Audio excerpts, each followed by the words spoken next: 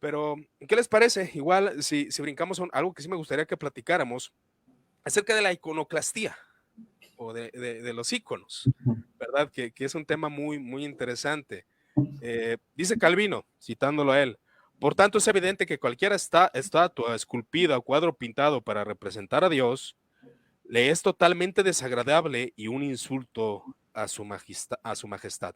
Pero algo que me llama la atención de Calvino en su institución de la religión cristiana, del arte de pintar esculturas, él dice, sin embargo, no llega ni a mi escrúpulo a tanto que yo opine que no se debe permitir imagen alguna, más porque las artes de esculpir y pintar son dones de Dios. Pido el uso legítimo y puro de ambas artes, del cual dice, a fin de lo que Dios ha concedido a los hombres para gloria suya, provecho nuestro, no solo se ha pervertido y mancillado abusando, sino además para que no se convierta en daño nuestro. Dice él, si no es lícito representar a Dios en forma visible, mucho menos lo será adorar tal imagen como si fuese adorada y adorar a esta imagen que es de Dios. Ahora, estos textos de la institución se han interpretado como las imágenes de historias bíblicas pueden ser lícitas, no dentro del culto, pero sí pueden ser usadas. Ahora, algunos aspectos reformados dicen que aun en cuanto a la persona de Cristo como hombre podría ser lícito, aunque no dentro de la adoración litúrgica. Y obviamente Calvino contrarresta la declaración de Gregorio y aún de Juan de Damasco de que son libros para los indoctos. O sea, no son libros, dice Calvino, ¿no? ¿Qué pueden agregar, Rodney, referente a este asunto de la iconoclastía dentro de la tradición reformada? Sí, tú lees eso de Calvino, me da risa porque Calvino es tan duro con algunas cosas, pero luego lees eso otro y es todo blandito, ¿no? Para otras cosas. Un Pero amor. sí, el uso de las imágenes es otro, digamos, de esas cosas, de esos tópicos que revelan la diversidad que existe en la tradición reformada. Pero obviamente el uso de las imágenes ha sido controvertido desde siempre, o bueno, también desde mucho antes de la tradición reformada. Pero sí, obviamente hubo reformadores que rechazaron tajantemente el uso de imágenes, no solo señalando que eran heréticas, ¿no? Sino que iban contra el segundo mandamiento. Ahora, heréticas en el sentido de que son una forma de nestorianismo. Sabemos que Nestorio separaba las naturalezas de Cristo, ¿no? Y para Calvino, el problema principal de las imágenes era ese, que separan las naturalezas de Cristo, porque la imagen no puede representar la divinidad de Jesús, sino solamente su humanidad. Entonces Calvino decía, no, mira, las imágenes están separando las naturalezas de Cristo. Y esa es la opinión de muchos teólogos durante la Reforma y posreforma.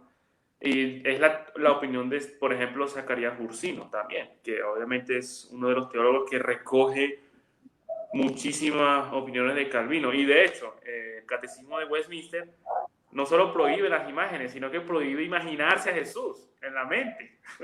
Y o sea, bueno, yo no digamos de una forma romántica, pero o sea, yo a diario, si pienso en algo de un evento de Jesús, o yo me imagino, no sé, a Jesús a Hay una diario. O imagen sea, mental de a Jesús, ¿no? Cuando diario, lees los yo estoy evangelios hablando hay del una imagen mandamiento mental. 109 de Westminster. Sí, pero tenemos, por otro lado, tenemos las opiniones de los teólogos italianos, digamos, Pedro Vermigli y Girolamo Sanchi. Ellos fueron del mismo nivel de Calvino, de la misma influencia, de hecho fueron muy amigos. Incluso se llegó a decir que sin las sentencias de Vermigli, sin leer eso primero, no se podía comprender la institución de Calvino. O sea, sus obras llegaron a ser muy importantes. Ahora, ellos no creían que las imágenes de Cristo eran pecaminosas per se. De hecho, Vermigli decía que las imágenes pueden producir un placer honesto, cuando representan ejemplos de piedad o monumentos. Pero Vermigli sí decía que en los templos las imágenes deberían ser eliminadas, pero que en otros lugares podían tener alguna utilidad. Y Sanchi, digamos, con respecto a las acusaciones de nestorianismo, él podría decir que, bueno, si seguimos esa lógica, entonces tampoco es correcto hacer ninguna representación de las personas, como una foto, ¿no? Porque el alma no se puede representar en la pintura. Entonces, cuando se hace una pintura de una persona, también estaríamos separando el aspecto espiritual de esa persona y también sería inadecuado. Ahora, las imágenes, yo diría que, bueno, tienen tres usos, ¿no? Tú ya mencionaste uno que es el pedagógico. Las imágenes sirven para enseñar a los ignorantes, a los que no tienen estudios. También tienen un uso artístico, como decía Vermigli, ¿no? Pueden producir un placer honesto. Pero en cuanto al uso litúrgico, es donde realmente está la diferencia, porque el problema entre los reformadores era sobre el uso de las imágenes en la iglesia, el uso litúrgico. La mayoría de la tradición reformada está en contra del uso litúrgico de las imágenes. La diversidad se encuentra en cuanto a los usos artísticos y pedagógicos, y obviamente las pinturas de Cristo también. Ahora, obviamente, siempre es bueno discernir nuestros tiempos, ¿no? Obviamente los protestantes luchamos con otras cosas. Siempre es bueno discernir si es prudente o no tener imágenes en nuestras iglesias, porque las imágenes no solo producen un placer honesto, sino que muchas veces pueden inclinar el corazón hacia la adoración.